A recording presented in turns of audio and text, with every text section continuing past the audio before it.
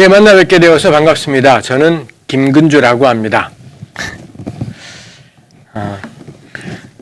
온라인으로 하는 거라서 어색하고 낯선 것이 있겠습니다만 막상 시작하면 그냥 쭉 달려버릴 수 있을 것 같습니다.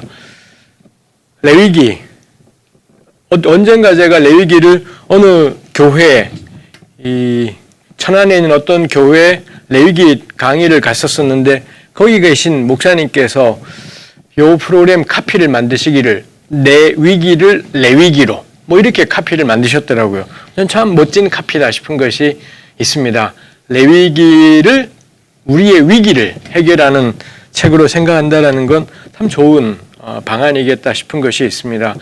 그리고 실제로 레위기가 포함되어 있는 오경이라는 책이 오경이 다루고 있는 내용은 굉장히 고대의 내용들, 천지 창조부터 시작해서 아브라함 이야기에 아브라함 이전에 노아 홍수 엄청나게 오래된 옛날 이야기들이 우리 오경 안에 담겨 있고 출애굽만 해도 굉장히 오래된 이야기지 않습니까?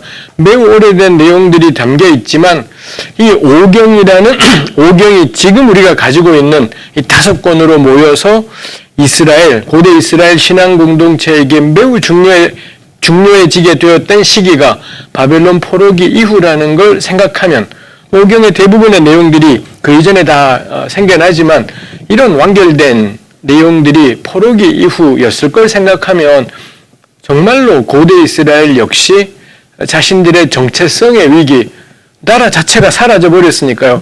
그리고 다윗신에 만회하는 그 영광스러운 이름도 더 이상 존재하지 않고, 그럼 하나님이 선택하셨다고 했는데 다윗의 나라는 없어져 버렸고, 물론 바벨론 포로 갔다 와서 곧바로 2번째 성전을 지었지만 솔로몬 성전하고는 비교도 안 되는 것입니다. 그리고 공동체의 숫자 자체도 엄청나게 축소되어 버렸고, 그런 상황 속에서 이게 딱 정체성 문제인 거죠. 우린 누구지? 우리는 어떤 민족인 거고, 왜 존재했던 거고, 어떤 의미가 있는 거고, 이런 것들이 문제가 될 겁니다. 그럴 때 이 사람들에게 가장 중요했던 것이 오경입니다. 창출, 내민신 이 5권의 책이 그때 저는 가장 빛을 발했다라고 생각할 수 있습니다. 그 점에서 레위기로 대표할 수 있는 오경은 위기 상황에서 살펴볼 책이라는 점은 저는 딱 맞는 이야기이겠다 싶습니다. 그렇지만 레위기는 읽기가 쉽지 않죠. 레위기가 읽기 쉽지 않은 게 가장 첫 번째로는 제사 관련 내용이 많아서 그렇습니다. 창출 내민신이 다 옛날 이야기이기 때문에 다 읽기 어려워야 되는데, 그래도 창세기는 읽기 쉬운 게 거의 대부분이 이야기고요. 그 다음에 사람 사는 이야기는 옛날이나 지금이나 거의 비슷하다 보니 이게 또 선뜻 다가오는 것이 있습니다. 그 다음에 신명기에도 오늘 우리 사는 것하고 연관될 비슷한 내용들이 많기도 한데, 사실 레위기도 그렇긴 하지만 레위기의 문제는 거의 대부분이 제사 관련 내용들이 나오다 보니, 그리고 레위기에 나오는 제사나 절기 시스템은 오늘 우리 교회에는 더 이상 안 하고 있는 것들입니다. 그러다 보니 레위기가 훨씬 더 이해하기 어려운 책이 되어버렸습니다. 그래서 접근하기가 어려운 것이 있겠고요. 그 다음에 또 오늘 제가 계속 이야기하겠지만 또 하나 레위기가 잘 안 읽히게 되는 까닭은 우리 교회에 내려오는 전설 때문입니다. 가령 구약의 제사는 폐지되었다, 이런 전설이 우리 교회 안에 있습니다. 저는 이 이야기 틀린 이야기라고 생각을 해요. 성경은 그런 식으로 표현하고 있지 않다 싶습니다. 가령 이제 그 얘기부터 우리가 시작을 해봐야 되겠습니다만, 제사가 폐지되었다. 우리 무언가가 폐지되었다라고 하려면 언제 그렇게 되었냐? 이런 게 있어야 되지 않습니까? 가령 우리 호주 제도가 꽤 전에 폐지가 되었더랬습니다. 사실 호주제만 해도 그거 폐지할 때 이거 폐지하면 막 나라가 망하네 생 난리법석을 사람들이 했었지만 나라 안 망했습니다. 나라 망하지 않고 호주 제도가 대한민국을 지탱하는 중심이 아니다라는 게 시간이 지나자 확 드러난 것이 있습니다만, 하여튼 그런 것처럼 제 연도를 기억하지 못해요. 그렇지만 호주제가 언제 폐지되었는지 연도가 있지 않습니까? 가령 대한민국은 왕정 체제였었는데 뭐 고려 신라 시대 뭐 삼국 시대 뭐 통일 신라 고려 조선 다 왕정이었지 않습니까? 왕정이 폐지되었습니다. 가령 우리 한일 합방이 되면서부터 더 이상 우리나라에 임금이 없어지게 되면서 딱 언제부터 왕정은 폐지되었다. 뭐 이런 이야기들을 우리 할 수 있지 않습니까? 그 다음에 뭐 이 박통희 천년만년 지원자 대통령 하려고 만들었던 유신헌법, 뭐 유신 체제가 폐지되었다. 이런 것들도 딱 시점이 있잖아요. 그래서 무언가가 폐지되었다라고 말할 때는 언제 그렇게 됐냐? 이게 있어야 되는 겁니다. 근데 구약제사가 폐지되었대요. 제가 묻고 싶은 거죠. 언제 구약제사가 폐지되었습니까? 언제 구약제사가 폐지되었습니까? 우리 영상 보시는 분들은 어떻게 생각하십니까? 언제 구약제사가 폐지되었나요? 예수님 오시면서 폐지되었대요.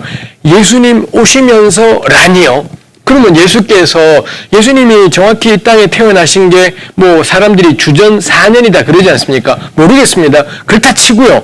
주전 4전에 주님이 아기로 이 마리아를 통해 태어나셨습니다. 예수님이 마리아로부터 태어나서 응애 하시던 그때부터 구약제사는 폐지된 건가요? 우리 그렇게 말하기 어려울 겁니다. 그렇게 말하기 어려울 겁니다. 그럼 예수님께서 공생의 사역을 딱 시작하실 때 폐지되었나요? 아닐 거예요. 그럼 예수께서 십자가에 달리셔서는 다 이루었다라고 외치신 요한복음에 보도된 그 다 이루었다. 그 순간에 구약제사는 폐지된 건가요? 그거 아닐 겁니다. 그럼 예수님 부활하신 다음인 건가? 아닐 거고요. 그러면은 사도행전 2장에 오순절에 성령께서 공동체에게 강림하셨을 때 그때부터 성령께서 역사하셨으니 그때부터 폐지된 건가요? 그것도 아닐 겁니다. 사도행전 15장에 보면 제1차 예루살렘 공의회가 열려서는 이방인들에게 전도하면서 구약율법이 요구하는 걸 부과하지 않고 4가지만 요구하겠다. 뭐 이런 결정을 하지 않습니까? 그랬다라는 건 이게 참 만만치 않은 점이겠습니다만 그럼 그때부터 구약제사가 폐지된 거냐? 이방인들에게는 해당 사항이 없었겠지만 기독교인인 유대인들에게는 저는 여전히 제사가 지켜지기도 했었을 거다 싶기도 합니다. 그러다 보니 문제가 생겨서 히브리서 같은 책이 있습니다. 히브리서는 이 제사를 여전히 드려야 된다라고 주장하는 사람들에 대해서 강력하게 논쟁을 하고 있는 책이기도 해요. 결국 구약 성경이 명령하는 제사는 언제 폐지되었는지 시점을 명시할 수가 없는 그런 사건입니다. 그래서 예수님 오시면서 제사는 폐지되었다. 전 틀린 말이고 부정확한 말이고 이 잘못된 표현이다 싶은 것이 있습니다. 근데 우리 그런 식의 전설들이 우리 교회 내에 언제부턴가 생겨났고 제가 생각할 땐 히브리서의 영향이 아주 클 거다 싶은 것이 있습니다. 뭐 오늘 제가 히브리서를 더 이야기할 것은 아니겠고요. 그래서 근데 그런 식의 제사가 폐지되었다 이런 식의 이야기들이 레위기를 접근하기에 더 멀게 만들어버리는 그런 점들이 있다 싶은 것이 있습니다. 그래서 참 레위기가 안 읽히다 보니 저는 공동체 내 우리 신앙 공동체 내에 가져온 피해들이 참 많이 있다 싶습니다. 그래서 뭐 할 수만 있다면 저는 레위기는 더 많이 읽고 묵상하고 음미할 필요가 있겠다 싶고 그래서 이번에 우리 크리스로드에서도 강의 요청을 하셨을 때 레위기라면 정말 저는 언제든지 더 해보고 싶다 싶은 것이 있습니다. 그리고 다행인 것이 최근 몇 년 사이에 우리 한국 신학계에서 레위기 관련 저술들이 꽤 많이 나왔습니다. 주로 이제 보수적인 학자분들이 총신이나 뭐 고신 이쪽 계열의 우리 총신대에 계신 김경렬 교수님이 쓰신 레위기 책이 있습니다. 참 좋은 책입니다. 그리고 고신대에 계신 기동영 교수님이라고 그분이 또 이만큼 두꺼운 레위기 책을 올해 총과 작년인가 출간하셨고요. 역시 총신의 박철영 교수님이 쓰신 겁나 두꺼운 레위기도 제 기억이 아마 최근 2, 3년 안에 나온 책일 겁니다. 그 다음에 백석대 정희경이라는 이 박사님께서 그분 학위 논문 레위기 속죄제였었는데 그게 또 출간되기도 했고요. 그 다음에 키워드로 읽는 레위기라고 해서 우리 성규문 박사님께서 쓰신 사실 성규문 박사님이 제야의 고수이신데 그분의 좀 더 방대한 레위기를 저도 굉장히 기다리고 있고 그렇습니다만 하여튼 그분이 쓴 키워드로 읽는 레위기도 있었고 그분 백석대 박사학위 논문이 레위기 속죄제입니다. 그 논문 저도 읽어보았습니다만 뭐 이런 것들이 있어서 꽤 오래전에 우리 한국인 학자들이 쓰신 레위기 주석도 여러 권이 있고요. 그 다음에 최근 5년 사이에 그야말로 레위기 주석들이 우후죽순처럼 막 그렇게 나오고 있습니다. 그러다 보니 막 소광석 목사 같은 사람도 레위기 막 책을 써내요. 그 책을 읽지 마시라 라고 저는 늘 어디 가든 권하고 싶은 것이 있습니다. 읽으려면 제대로 된 책을 읽어야지 그냥 아무렇게나 막 읽어서는 안 된다 싶은 생각이 저의 개인적인 생각입니다. 하여튼 그래서 요즘에 저는 레위기 공부하기에는 참 좋은 시간이다 싶은 것이 있습니다. 그래서 레위기 따져보면 좋겠습니다. 레위기를 오늘 이 4시간 정도 안에 레위기 전체를 생각하면서 오늘 레위기를 어떻게 요거에 초점을 맞추기 때문에 레위기 전부를 우리가 다 할 수는 없을 것 같습니다. 그래서 지금 앞부분에 제가 서론 같은 이야기를 하고요. 또 하나 우리 서론처럼 레위기에 접근할 때 유의할 점을 이야기하고 싶습니다. 아까 첫 번째 제가 나누었던 것이 구약제사는 폐지되었다. 전 틀린 말이라고 생각을 해요. 그렇지만 이건 제 생각이 그거인 거고 들으시는 분들도 저 말이 타당한 건지 구약제사가 오늘 우리 폐지되었잖아요. 아무도 안 하지 않습니까?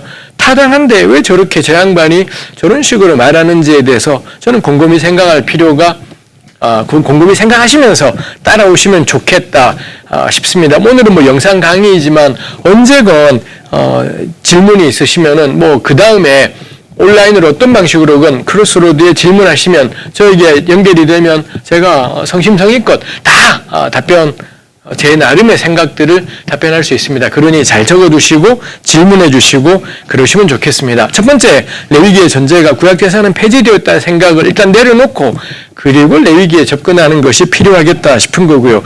두 번째, 레위기를 비롯한 구약 성경은 겁나 오래된 책입니다. 지금부터 신약 성경, 우리 성경 가운데는 성경이 구약 신약 두 권이잖아요. 그나마 신약 성경이 최신 책이에요. 겨우 2000년밖에 안 된 성경으로 치면은 신간인 겁니다. 이 신약이 2000년 된 책인 거고요. 구약 성경은 레위기 같은 경우는 정말 까마득한 이 모세가 썼다면 지금부터 막 3000년이 넘어가는 옛날에 쓰인 책인 거고요. 막 비평학자들이 말하는 것처럼 모세가 아니라 나중에 쓰여졌다고 해도 최소 2500년은 넘어가야 되는 거리지요. 제가 늘 농담처럼 그렇게 예를 듭니다.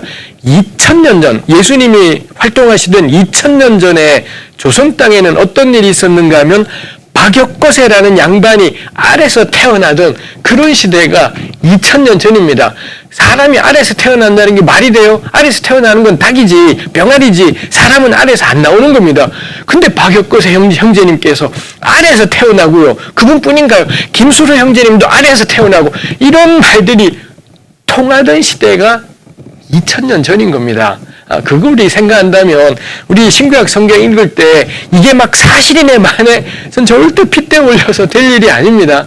2000년은 넘어가는 구약은 더 오래된 정말 오래된 책을 읽으면서 아니 그 책을 이게 사실이네 아니네 이런 관점으로 저는 성경에 접근하는 게 말이 안 되는 그거는 21세기의 과학 시대를 살아가는 우리들에게는 그런 게 관심이에요. 시편은 다윗의 시라고 해서 다윗이 썼다.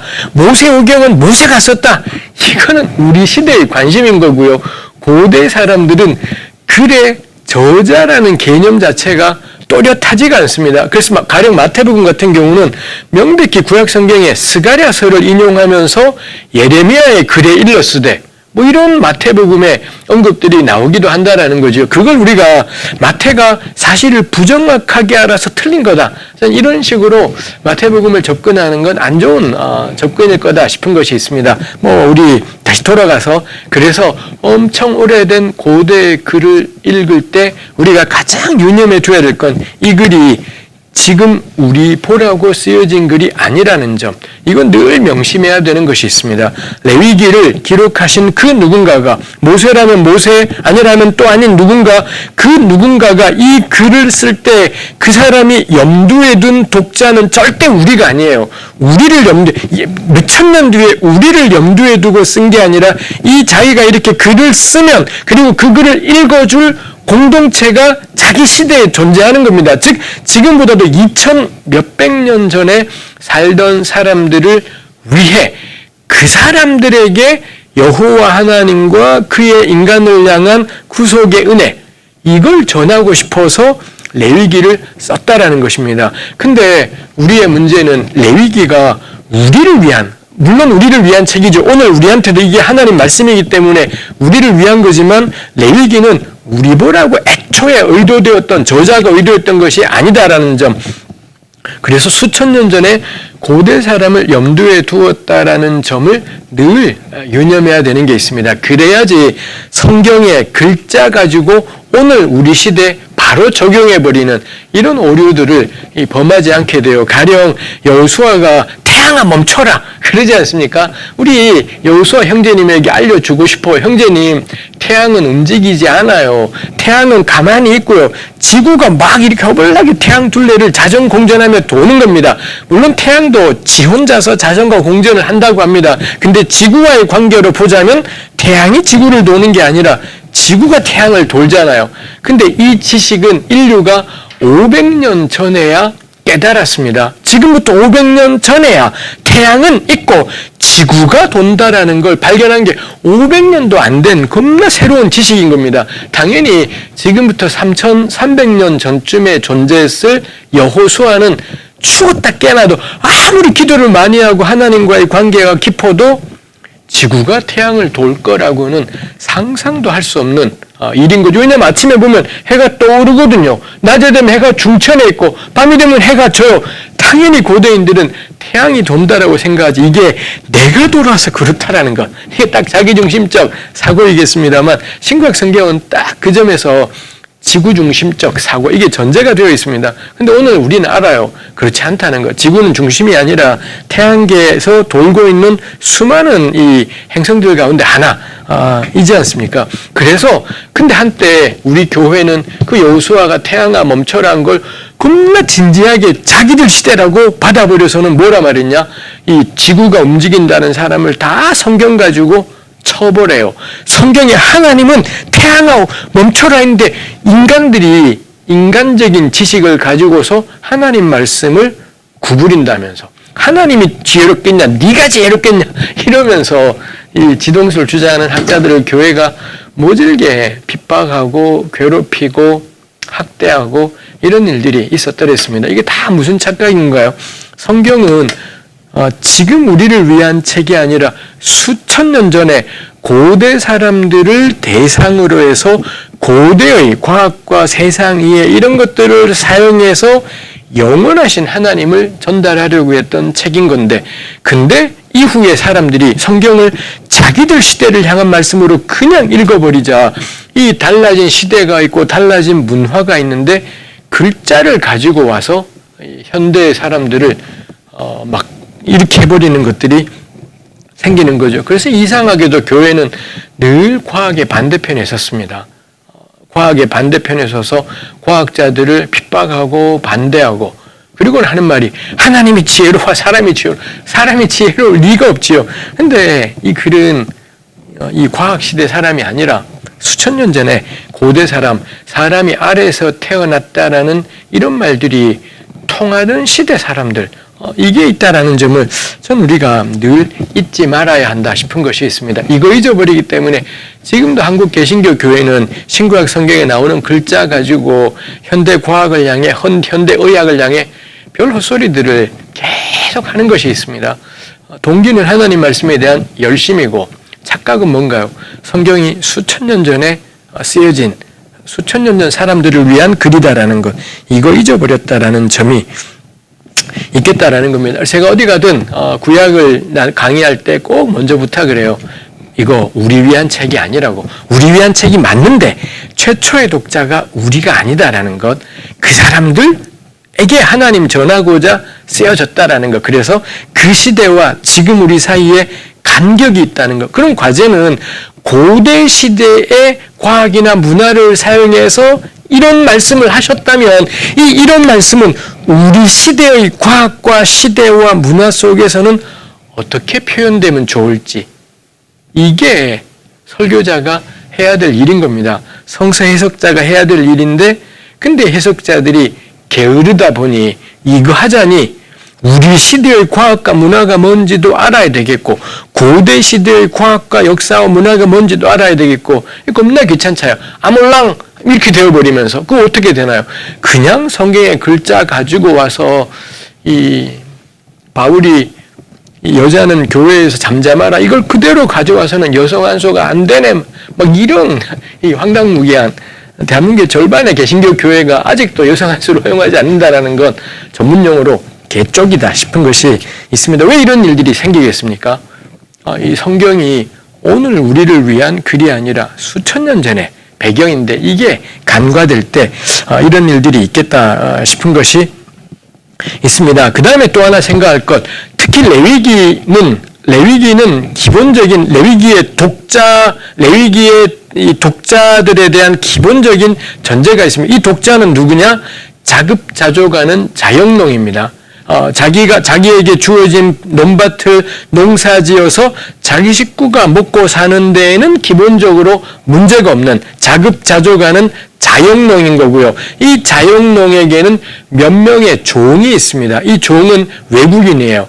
이스라엘 땅에 자기네 땅에 못 살겠다 싶어서 어쩌다가 이스라엘 땅에 흘러들어와서 계속 눌러 살게 된 이방인 종들이 고대 이스라엘 사회 내에 존재했던 것 같습니다. 그래서 레위기는 기본값이 뭐냐면 자급자족하는 가족을 거느린 자영농이면서 그 집에 몇 명쯤의 종이 있는, 여기에 레위기가 딱 표준으로 생각하며 그려가고 전제하면서 레위기의 이야기들을 하고 있습니다. 그래서 이것도 우리가 잘 생각해야 됩니다. 그럼 레위기를 따라가자면 자급자족하는 자영농, 종도 몇 명 거느린 이래야지 바람직하다는 거냐, 뭐 이걸 말하고 싶은 것이 아니라 일단 기본값을, 아마도 이게 고대 이스라엘에서는 평균치 정도의 사람이었던 거겠죠. 이렇게 상정을 하고서는, 그러면서 레위기는 이게 기본인데 기본과 달라지는 모습들이 있습니다. 그런 것들에 대해 예외 조항들을 넣어서는 좀 더 자세한 설명들을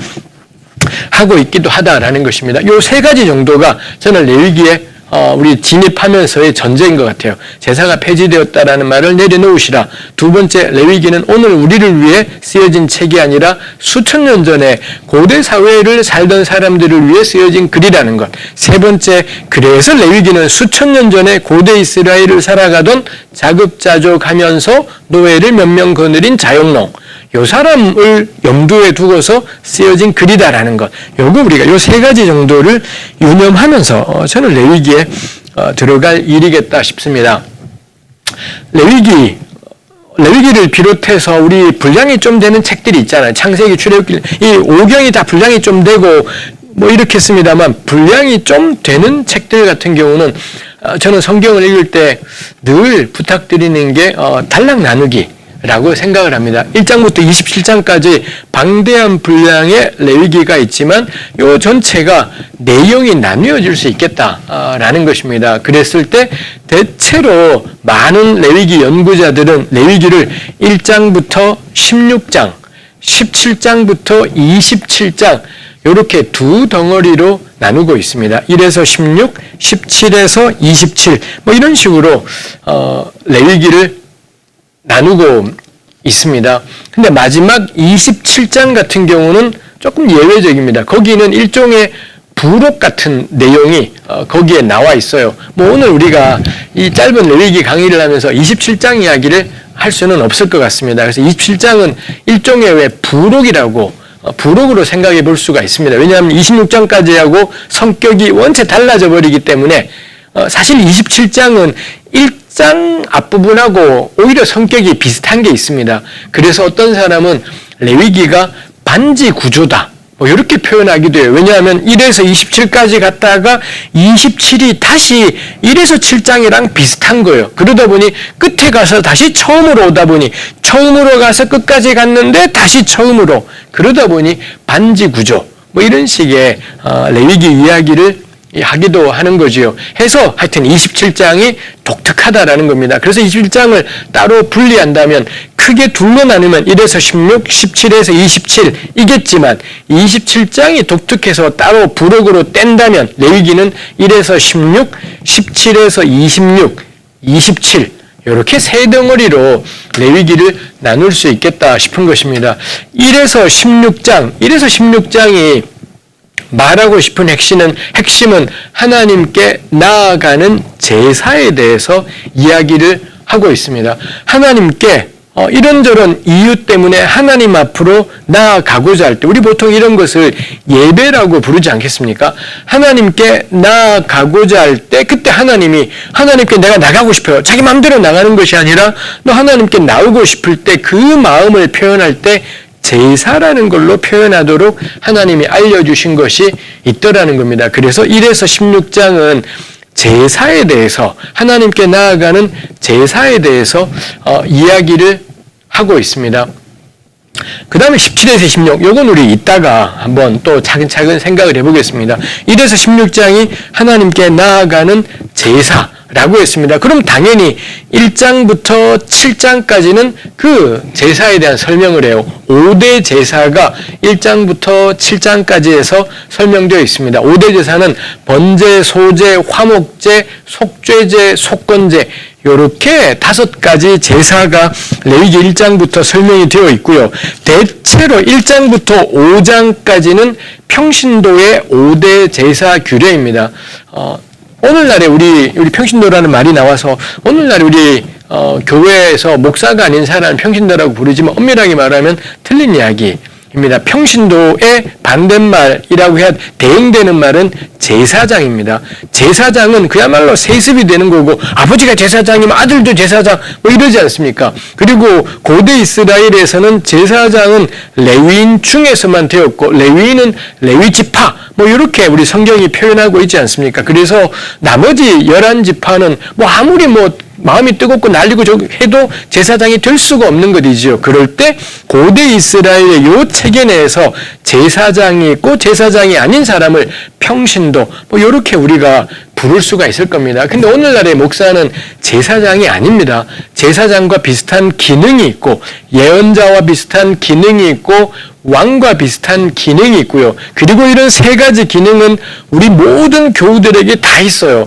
예수 그리스도를 구주로 고백하는 모든 그리스도인은 제사장의 사명, 예언자의 사명, 왕의 사명을 다 가지고 있습니다. 이게 우리 이 기독교 신앙의 가장 본질적인 특징이고, 특히 개신교에 이르러서는 마틴 루터랑 칼빈 이래 개신교에 이르러서는 모든 그리스도인이 제사장이다라는 이 굉장히 중요한 것이 있지 않습니까? 해서 늘 당부해요.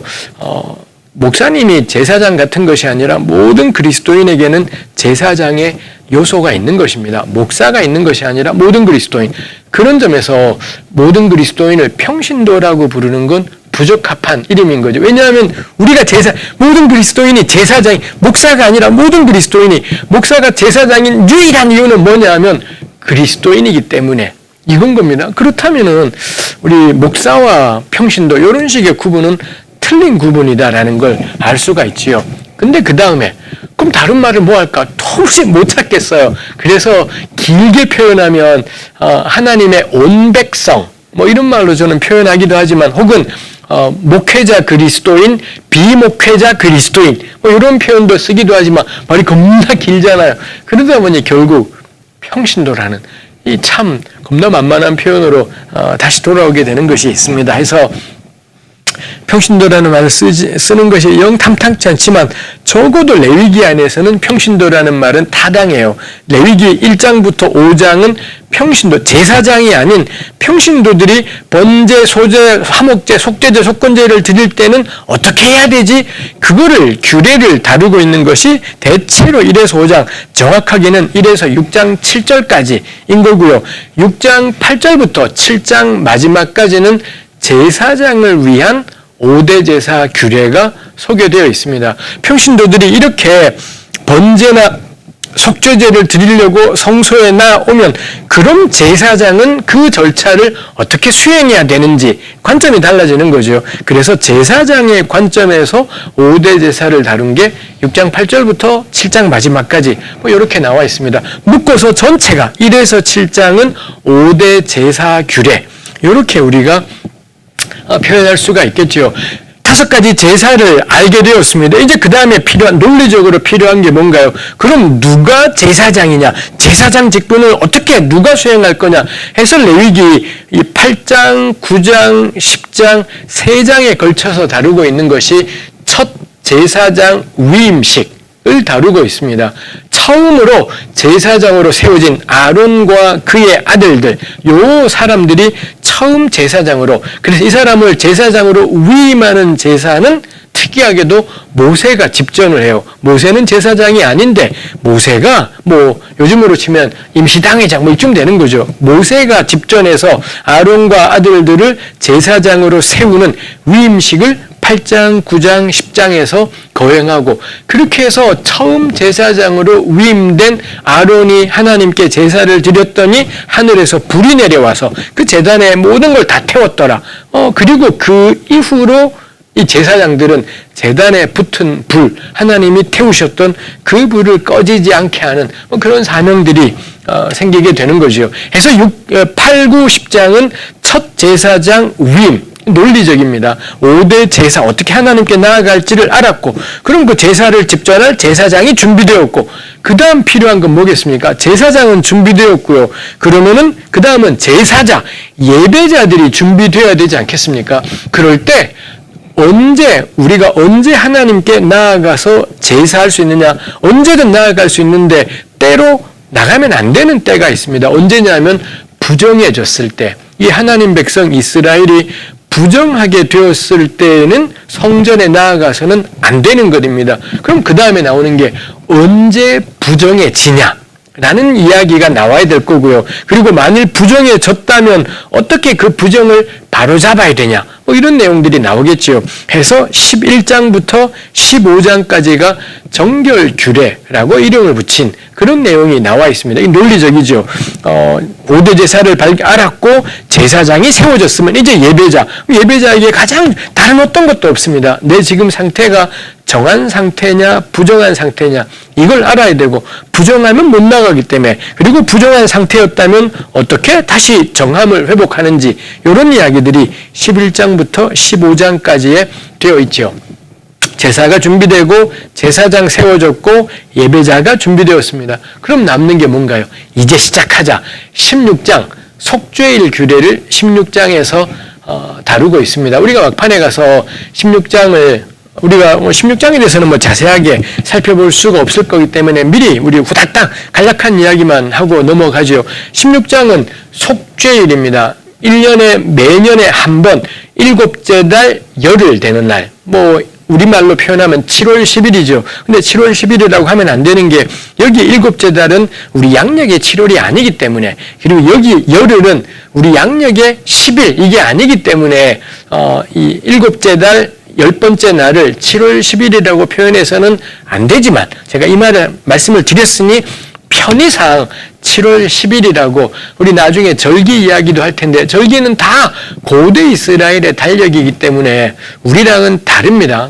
우리 태양력하고는 다르기 때문에 그렇게 쉽게 표현해서는 안 되지만 편의상 그냥 양력인 것처럼 편하게 표현하도록 하겠습니다. 1년에 한 번 매년 7월 10일이 무슨 날이냐? 속죄일이다라는 겁니다. 이 속죄일 날에 이 아론이라는 대제사장이 이끄는 이 나름 장엄하고 거룩한 의식이 거행이 되는 것이지요. 그래서 숫송아지 수염소 2마리를 끌고 와서는 한 마리는 여호와 하나님께 속죄제로 드리고, 또 한 마리는 이 아사셀에게 보내는 이런 의식들이 거행이 되는 것이 있지요. 수염소의 속죄제를 통해 이 성전이 깨끗해지게 되고, 하나님 백성에게 있던 부정들이 깨끗하게 되는 일이 있겠고요. 그 다음에 수염소 또 한 마리의 수염소를 아사셀에게 보냄을 통해 이 백성들에게 있던 모든 죄악과 더러운 것들이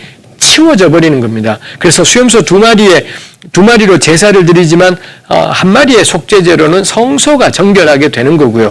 또 한 마리의 속죄제로는 이스라엘 백성의 공동체의 모든 죄와 부정을 하나님이 그 염소한테 뒤집어 씌워서는 전가시키는 거죠. 전가시켜서는 이 염소를 누군가가 저 먼 데로 끌고 가서 이 염소가 다시 돌아오지 못할 곳까지, 광야까지 끌고 가서는 이 염소를 보내버리는 겁니다. 그래서 온 공동체는 자기들의 죄를 뒤집어 쓴 염소가 자기들 눈앞에 있다가 점점 사라지고는 작아지더니 마침내 점이 되고 없어지는 걸 보는 거죠. 매우 시각적인 거죠. 하나님이 우리 죄를 옮겨버리셨구나. 뭐 이런 시각적인 효과가 있겠습니다. 그게 속죄일에 이루어지는 일이더라라는 것입니다. 그래서 속죄일은 이 일종의 저는 리셋이라고 생각을 합니다. 왜 우리 만보계 같은 거 있잖아요. 만보계 이런 거 차고 걸을 때 우리 새로 시작할 때는 뭐를 버튼을 딱 눌러버리면 000이 되지 않습니까? 그래서 그다음부터는 꼼지락거리며 움직이면 1, 2, 3, 4, 5 막 올라가는 것처럼 그게 리셋이잖아요. 컴퓨터가 도무지 말을 안 들을 때 리셋 시켜버리잖아요. 그럼 다시 새로 시작하면서 컴퓨터가 켜지고 뭐 이런 것이 있지 않습니까? 그런 것처럼 속죄일은 일종의 이스라엘 공동체 전체의 리셋 인 거죠. 모든 죄가 원점으로, 모든 성소에 더러워졌던 것이 원점으로, 그 점에서 속죄일은 이제부터 새로 시작이다. 이제 우리 하나님의 은혜로 완전히 기본값을 회복했으니, 순결함을 회복했으니 이제 또 하나님과 함께 걷겠습니다. 이게 속죄일이죠. 이렇게 생각을 해보면 16장이 속죄일인 게 너무 타당한 겁니다. 1에서 7장 5대 제사 규례가 마련이 되었습니다. 8에서 10장 제사장이 준비되었고요. 11에서 15장 백성들이 정결함을 회복했습니다. 그럼 이제 시작하자.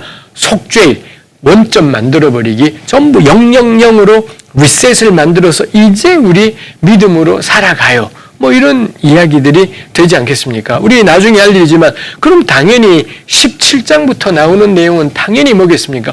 그럼 어떻게 우리 살아가야 될까요? 그러니 17에서 26장이 다루는 내용은 뭐냐? 성도의 거룩한 삶입니다. 16장까지가 하나님께 나아가는 제사였다면 17장부터는 그 하나님 앞에서 어떻게 일상을 거룩하게 살아가지? 그런 내용들이, 이 하나님이 16장에서 000 원점 만드셨으니 이제 그 다음부터는 용기 있고 담대하게 하나님 백성으로 한 걸음 내딛기, 뭐 이런 일들이 17장부터 이어지겠지요. 그래서 제가 생각할 때는, 제가 읽기로는 레위기가 매우 논리적인 순서로 차근차근 배열되었다 싶은 것이 있습니다.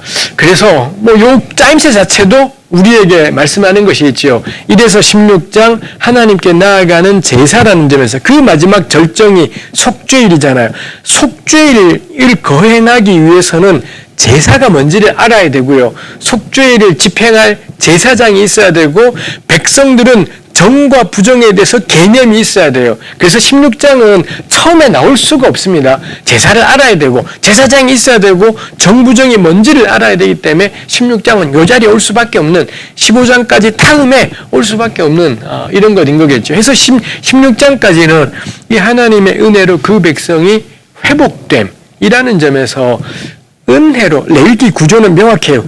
은혜로 시작하는구나. 다른 어떤 것도 없이 하나님이 리셋 시켜주시는 그 은혜 때문에 이스라엘이 존재하는 거구나. 이래서 16장은 은혜로 시작되는 것을 말해주고요. 17장부터는 합당한 삶입니다. 이거 신약적인 표현으로 하자면 부르심에 합당한 삶, 뭐 이런 거 되는 거든요. 성도의 거룩한 삶이라는 게 결국 부르심에 합당하게 살아가기. 이 바울이 쓴 글들의 거의 대부분이, 로마서 같은 경우가 1장부터 11장까지가 그리스도로 말미암는 의로움을 줄기차게 이야기하고, 12장 1절 그러므로 형제들아 내가 너희를 권하는데 산제사 드려라 너희 몸을, 뭐 이런 말씀이 나오잖아요. 에베소서도 1, 2, 3장까지가 계속해서 은혜에 대해서, 4장 1절부터는 그럼 어떻게 부르심에 합당한 삶을 살지, 이 바울의 글들이 다 그러하고요. 뭐 우리 신앙 전체가 그러하죠. 우리 다시 한번 생각해 보게 되는 게, 우리 보통 또 역시 교회 내에 내려오는 허황된 전설 가운데 구약은 율법, 신약은 복음, 이런 헛소리들이 있습니다. 이런 황당한 이야기들이 전해지면서 구약 성경을, 하나님 말씀을 능멸하고 함부로 취급하는 일들이 우리 교회 안에서는 막 저질러지게 되는 게 있습니다.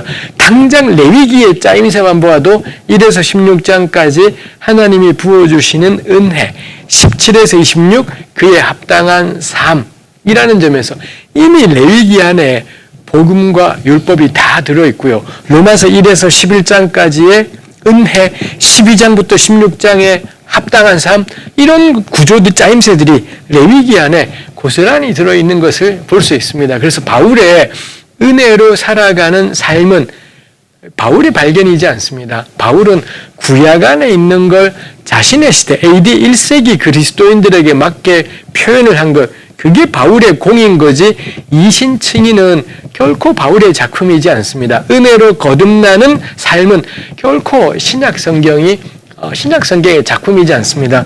사실 너무 당연한 게 우리 하나님의 성품이 어제나 오늘이나 내일이나 영원토록 동일하신 걸 생각하면 하나님이 어느 순간은 겁나 율법적으로 행사하시다가 예수님 다음부터 은혜로, 이거 말이 안 되는 헛소리일 겁니다. 이거는 변덕쟁이를 우리가 보통 그렇게 하지 하나님은 그런 분이 아니실 겁니다. 그래서 저는 가끔은 좀 과하게 생각하면 신약은 뉴 테스타먼트잖아요. 새 신자가 쓰여 있습니다. 가끔은 궁금해요. 뭐가 새로운 걸까? 신약에 뭐가 새롭지? 여기 뉴가 있다라고 하는데 뭐가 뉴지? 싶은 겁니다. 누가복음 24장에 보면 부활하신 예수께서 마지막으로 제자들을 만나서 한 말씀 하실 때 그런 말씀 하셨습니다. 율법과 선지자와 시편에 나를 가리켜 기록된 것, 이렇게 표현하시면서 이 그리스도가 와서 고난을 받고 죽은 지 3일 만에 부활하고 그의 이름으로 말미암는 회개가 유대에서부터 예루살렘에서 시작해서 온 열방까지 이르게 될 것이 기록되었다라고. 놀랍게도 예수님은 자신의 이야기가 새롭지 않다라는 겁니다. 자신의 이야기가 갑자기 등장한 게 아니라 율법과 선지자와 시편, 구약을 가리키는 표현입니다. 여기에 이미 그리스도의 고난, 그리스도의 죽음, 그리스도의 부활, 그리스도의 이름으로 말미암는 이 회개의 세례가 온 열방을 향해, 이게 이미 구약 안에 있고 이런 표현을 우리 주님께서 하신 게 있더라라는 거죠. 정작 예수께서는 구약을 통해서 당신을 알리시고 가르치시고 교훈하셨다라는 것을 발견하게 되는 게 있습니다. 저는 그 점에서 유감이라고 생각을 해요.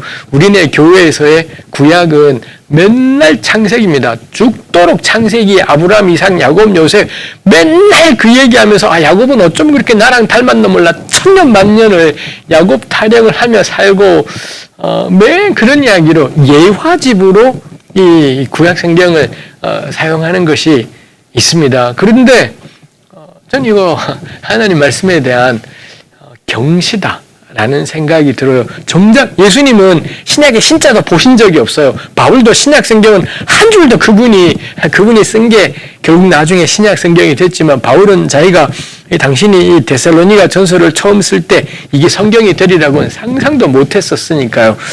그런 점에서 전 예수님과 바울 이 대단한 두 분이 신약 성경 없이 구약 성경 붙잡고 살아가셨던 분이다라는 점, 그거 염두에 둘 일이다 싶은 것이 있습니다. 그래서 저는 이번에 우리 레위기 공부도 그렇지만 레위기를 오늘에 어떻게 할 때 가장 우선될 건 일단 구약 자체에 대해서 훨씬 더 진지한 접근들이 전 우리에게 필요하다라고 생각을 해요.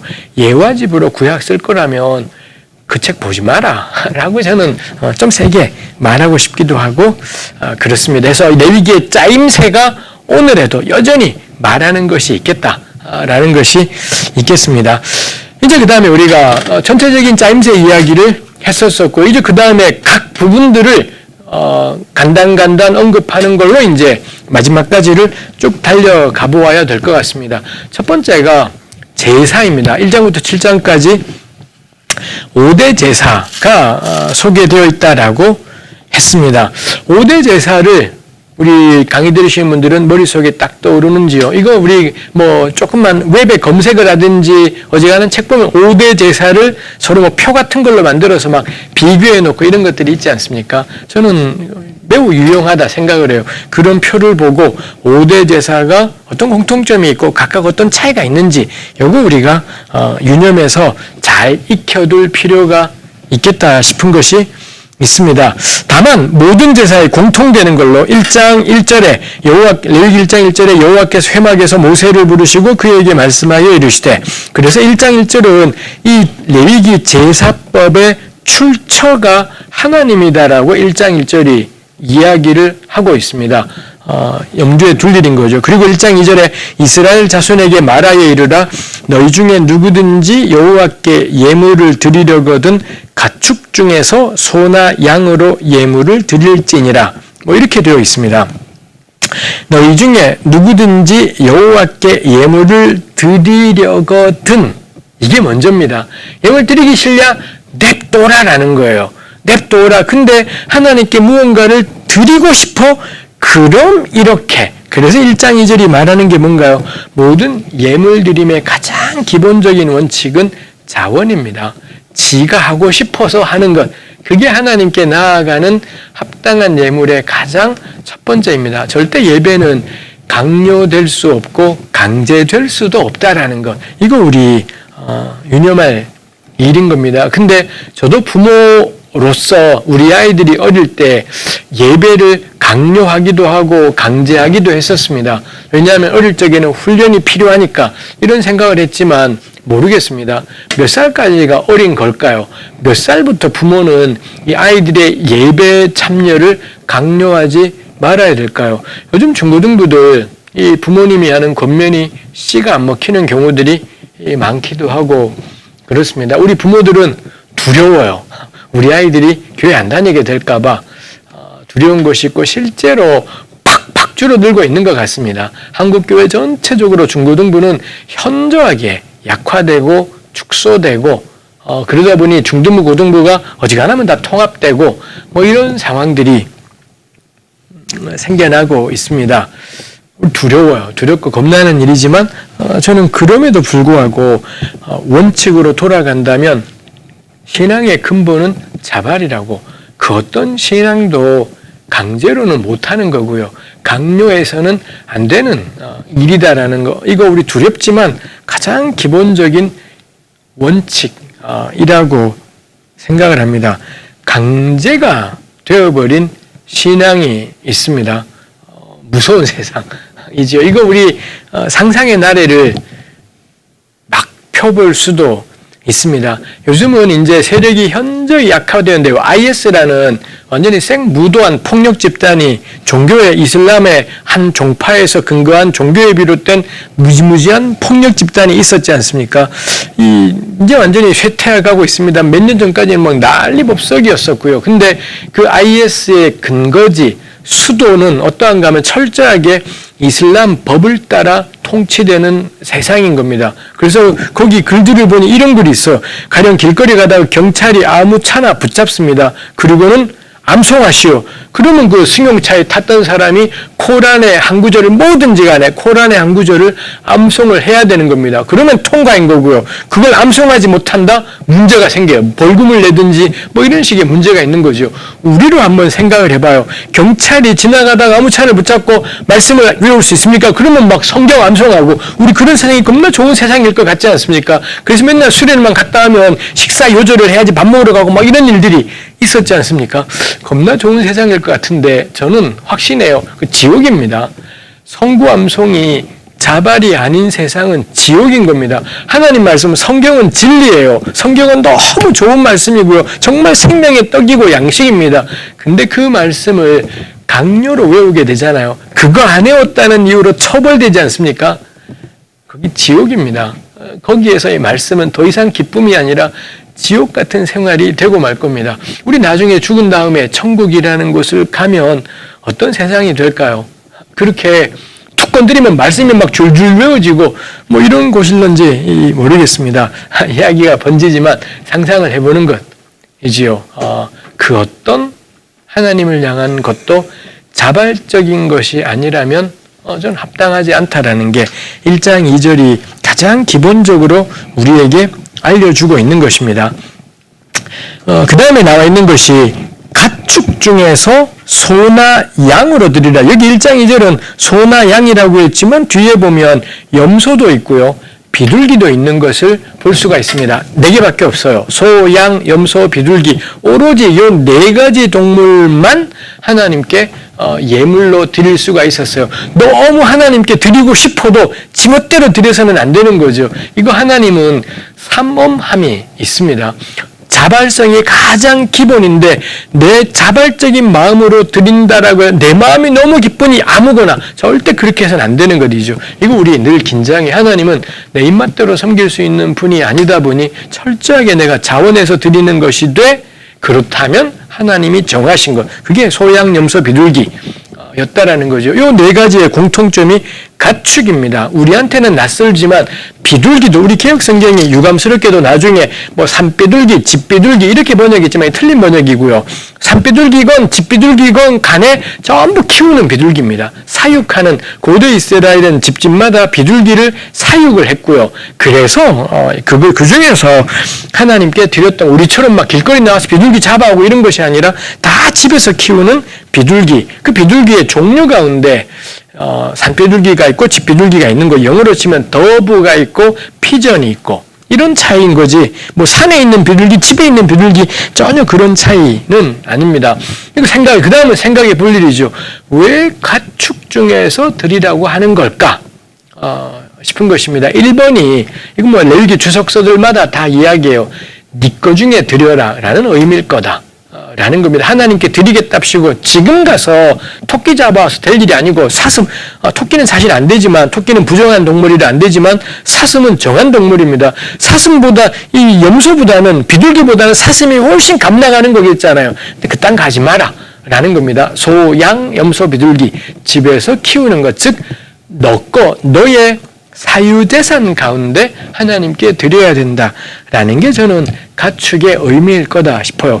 성경은 사유재산 제도에 대해서 지지하지도 않고 반대하지도 않습니다. 근데 성경에서 사유재산이 중요하게 등장하는 몇 군데가 있습니다. 그 중에 하나가 여기입니다. 왜 사유재산이 필요하냐?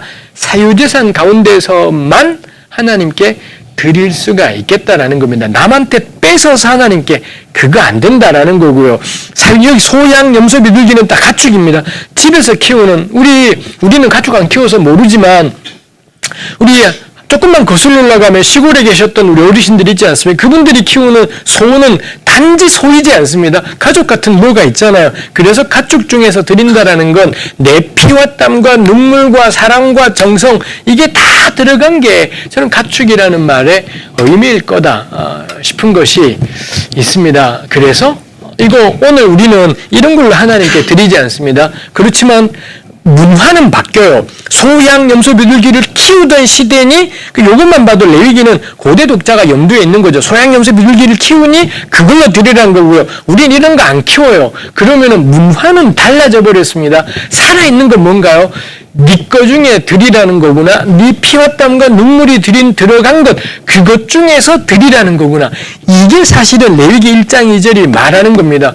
그렇다면 레위기 1장 2절은 폐지되었냐? 폐지 안 됐다라는 거예요. 바뀐 건 뭔가요? 고대 시대인이 소를 드렸어요. 지금은 소 안 키워요. 그러니 달리 표현해요. 요게 바뀐 거지.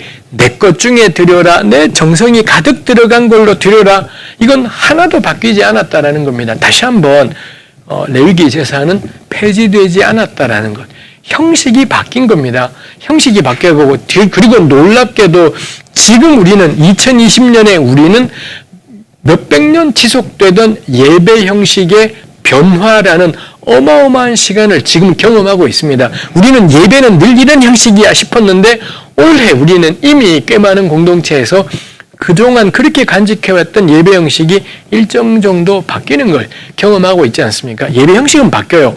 본질은 바뀌지 않는 것. 그래서 저는 레위기 제사는 폐지되지 않았다라는 겁니다. 가령 어떤 집이 말입니다. 이 돈이 여윳돈이 있어서 그 집이 무슨 뭐 신촌에 이 신촌에 자기 집이 있는데 돈이 있어서 강남구 서초동에 또 하나의 아파트가 있어요. 근데 그 아파트가 겁나 값이 올라서 원래 이거 3억 주고 샀던 건데 아파트 값이 올라서 6억이 된 겁니다. 그러자 이 양반이 하나님 너무 감사해요 하고 이 3억이 더 올랐으니 3억이 남지 않습니까? 이 주신 건 너무 감사해요. 10의 1을 하나님께 드리겠습니다. 혹은 하나님께서 주신 것이니 이 올랐던 것 전체를 선교연금으로 드리겠습니다. 뭐 이럴 수 있지 않겠습니까?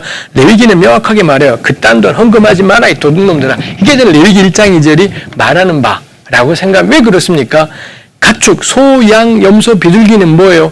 내 눈물이에요. 이 소와 이 양과 이 염소와 이 비둘기와 이걸 이렇게 키우기까지 온 가족이 돌보고 사랑하고 나눈 게 있잖아요. 근데 3억짜리 아파트 사둔 게 6억이 됐어요. 그 오른 3억에 우리의 피와 땀이 뭐가 들어가? 이거 우리 전문용어로 불로소득이지 않습니까? 그래서 레위기 1장 2절은 불로소득 가지고 교회 헌금하지 마라 라는 것에 대해서 명확하게 이야기를 하고 있습니다. 불로소득으로는 절대로 하나님의 역사는 이루어지지 않아요. 물론 우리가 받는 월급도 사실 어떤 경우는 내가 이만큼 일하지 못했는데 받은 것이니 과분한 것이 있기도 해요. 그래도 그건 우리가 뭐라도 노동을 하는 것이 있지 않습니까? 무능한 사원이라고 해도 뭐라도 하여튼 하는 것이 있는데 근데 집 한 채, 집 두 채, 집 세 채를 사두고서는 그게 올랐답시고 하나님께 감사하네, 성경음을 하네 이 난리를 치고 있습니다. 헌금하지 말라고. 하나님의 교회는 돈이 없어 망하는 것이 아니라고. 돈이 없이 망하는 것이 아니라 이 비정규직 노동자들이 일당 시급 우리 원래 8,500원 정도잖아요. 1시간 일하면 8,500원 받아서 한 달 일하면 몇십만 원, 한 5, 60만 원 받아서 그거에 10의 1, 그 5만 원 드린 것, 그걸로 하나님의 역사가 이루어지는 겁니다. 그걸로 온 땅을 향한 하나님의 구원의 은혜가 이 땅 곳곳으로 퍼져나가는 겁니다. 그 땅 부동산 팔아서 몇 억 가지고 교회에 바치고 하나님의 교회가 돈이 없지 가오가 없는 게 아니지 않겠습니까? 저는 늘 부탁해요. 집 사지 마라 이 도둑놈들아. 늘 우리 모든 교우들에게 권하고 싶은 이 말씀입니다. 혹시 영상 보시는 분들 가운데 집 두 채 있으십니까? 그 범죄입니다. 그렇게 살아서는 절대 안 되는 것입니다. 우리 다 보시는 분들 가운데 교회 교인들 가운데 막 집 여러 채 가지신 분이 있으십니까? 권면하십시오. 회개하시라고. 집을 가지고 그렇게 하셔서는 안 된다라고 꼭 해야 될 겁니다. 왜냐하면 하나님이 기뻐하시는 건 이 비정규직 노동자의 피땀 흘린 돈에서 드린 헌금이지. 그게 소, 양, 염소, 비둘기의 의미인 겁니다. 그게 역사를 만들어가는 거지. 불로소득 가지고는 해서는 안 되죠.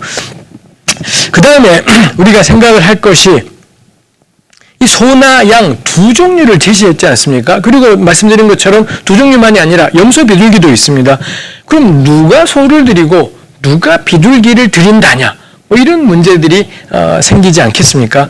1장에는 이 번제를 다루고 있는 1장에는 그런 내용이 나오지 않습니다. 근데 속죄제를 다루고 있는 4장에 가면 요게 조금 설명이 되어 있습니다. 가령 속죄제를 다루는 4장에 가면 평신도들이 하나님께 속죄제를 드릴 때 그 사람이 하나님께 가지고 와야 되는 기본값의 제물은 어린 양입니다. 어린 양, 암컷 어린 양.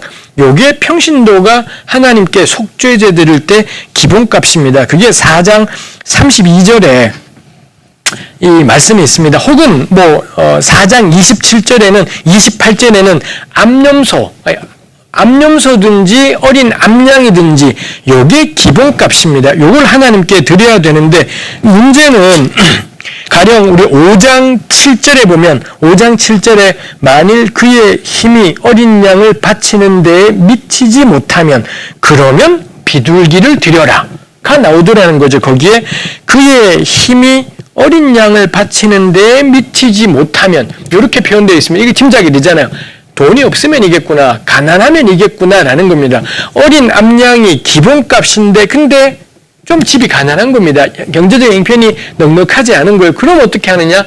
비둘기 드려라. 요거에서 우리가 그러면 미루어 짐작이 되는 거죠. 왜 1장의 번제도 누구는 소, 양, 염소, 비둘기를 드리는가?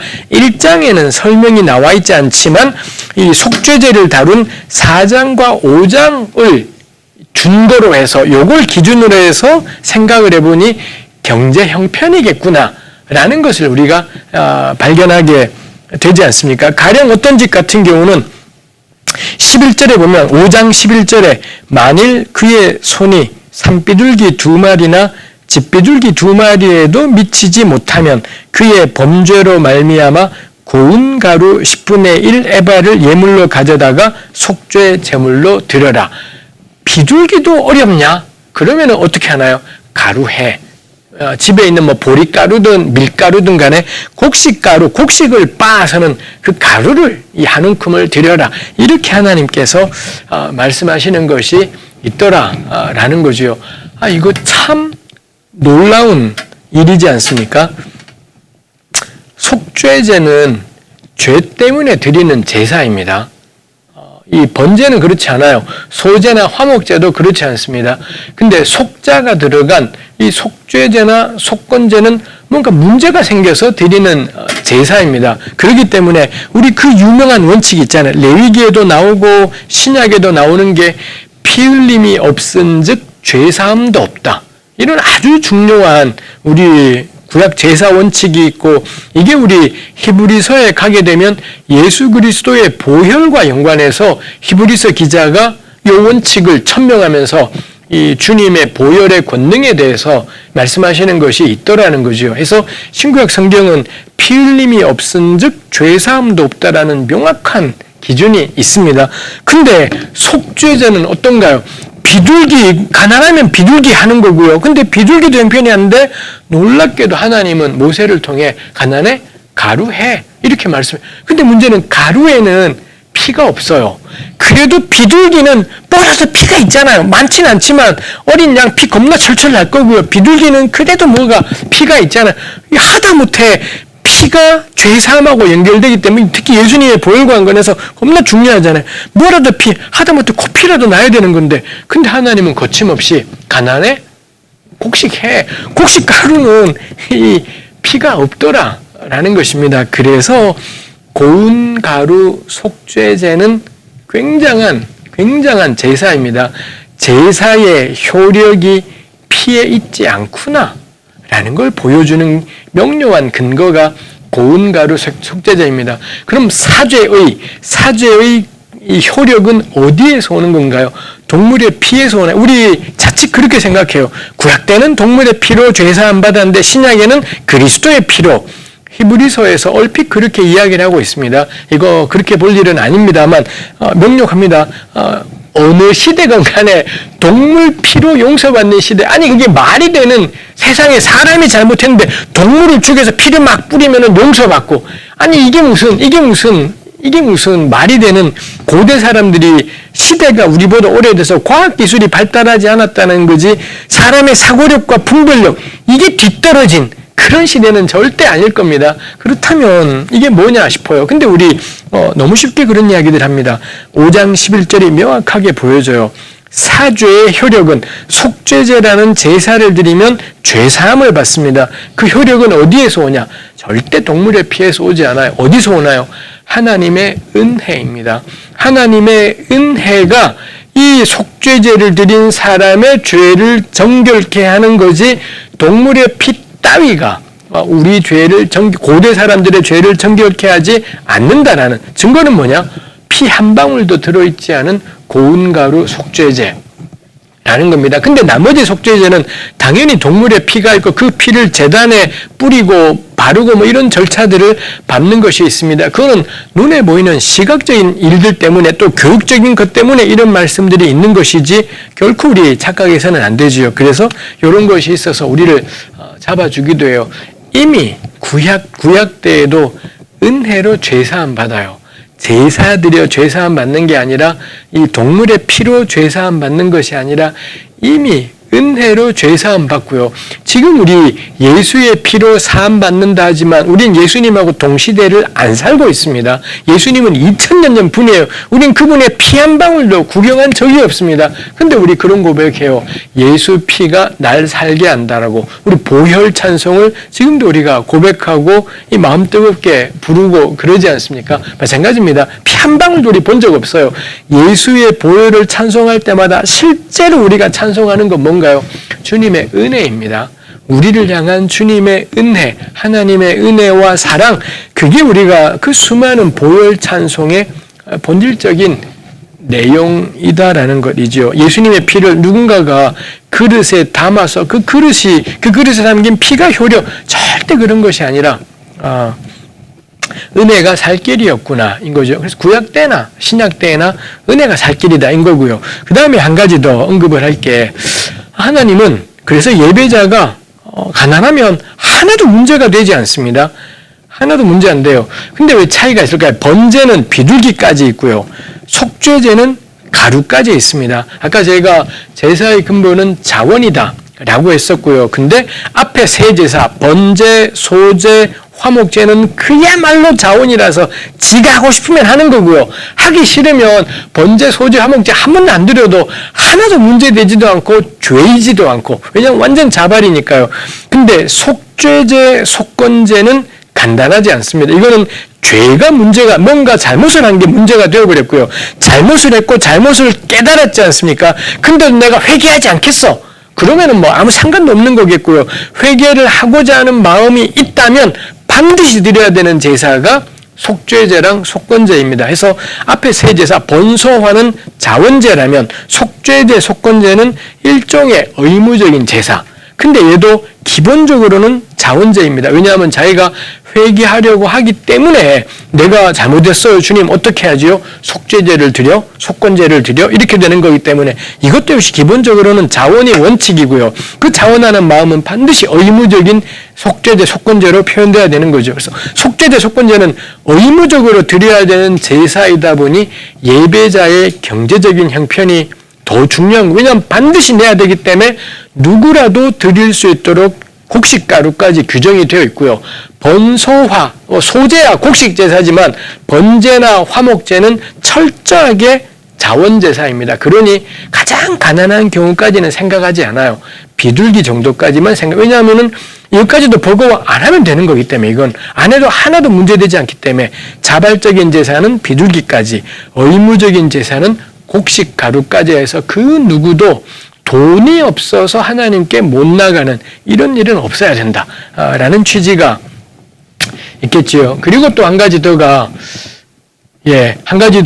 하나님은 이 경쟁편을 만들어 두었습니다. 그래서 우리가 기억할 게 우리 교회에서 가끔 요즘에 이제 안 그러실 것 같아요. 옛날에는 목사님들이 하나님 이 집이 올해는 비둘기를 드렸습니다. 내년에는 소를 드리는 복을 주십시오. 뭐 이딴 걸 기도를 합시고 축복을 합시고 하는 경우들이 있습니다. 레위기는 그렇게 말 안 해요. 너희 집 소 형편이냐? 소해.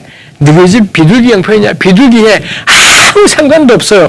제사의 효력은 완전히 똑같이 둘 다 똑같이 하나님이 기쁘게 받으신다, 연락하신다라고 똑같이 되어 있습니다. 근데 사람들이 막 그런 걸 마치 소를 드리면 더 기뻐할 것처럼 이게 다 거짓말입니다. 탐욕스러운 이 거짓말들이 파고 들어가서는 우리 어릴 때 그거 많이 들었잖아요. 제가 우리 교회에서 11조를 제일 많이 하는 교인이 되겠다고. 절반은 하나님을 향한 진심이지만 절반은 뭔가요? 나 돈 겁나 많이 벌고 싶어요. 이겁니다. 이것은 끔찍한 일이다 싶어요. 그냥 비둘기 형편이냐? 비둘기 해. 그래서 하나님께 드리는 예물은 절대로 형편껏 하는 거. 이게 가장 기본적인 원칙입니다. 절대 내 힘을 넘쳐서는 하지 말고, 집이 비둘기 형편인데 소를 드리겠다고 난리쳐. 이거 웃기는 겁니다. 비둘기는 비둘기 하고요. 양은 양 하는 거고, 딱 자기 형편대로 하나님께로 나아가기. 그게 레위기가 우리에게 요청하고 명령하는 하나님의 말씀이다 싶습니다. 우리 잠깐 한 10분 쉬었다가 또 계속 가보도록 하겠습니다.